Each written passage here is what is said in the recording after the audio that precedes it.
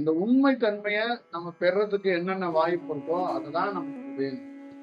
நான் உங்ககிட்ட அதை வெளிப்படையா என்ன சொல்றதுன்னா, கடவுள் அரசியல் கட்சி தலைவர் கிடையாது.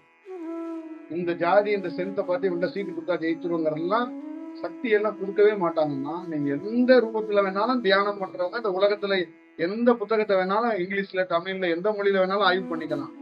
கடவுள்கிட்ட இருந்து ஒரு விஷயத்தை பெறணும்னா அங்க ஏதாவது அவனுக்கு முன்ஜென்மத்தோட தொடர்போ இல்ல அந்த செயலை அவன் வழி நடத்த போறதுக்காக இவனை அமுச்சு வச்சிருக்கவனு இருந்தாதான் அது நடக்கும்.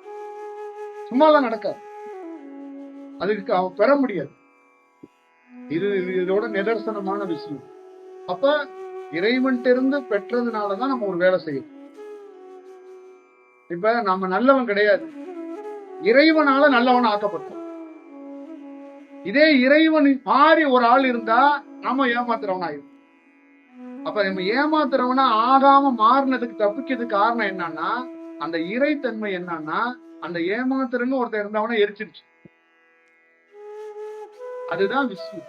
அப்ப அதுதான் என் தாய் தந்தை கொடுத்த சூலமா இருந்துச்சு. எப்படி வேணாலும் வாழலாம், எப்படி வேணாலும் போகலாம், எப்படி வேணாலும் இருக்கலாம், என்ன வேணாலும் பேசலாம். கேட்கறதுக்கு யாரு, யார் கேட்டா என்ன, யார் சொன்னா என்ன. இப்போ நீங்க ஊர்ல இருந்த தெருவில் வச்சுக்கோங்க, எல்லாரும் எல்லா விஷயத்துக்குள்ளேயும் வாழ்வாங்க. யாருக்கு என்ன தெரியாதுன்னு யாரும் யார் பேச்சையும் கேட்க மாட்டாங்க. யாராவது யார் பேச்சையாவது கேட்கணும்னா பிரபலம் அடையணும்.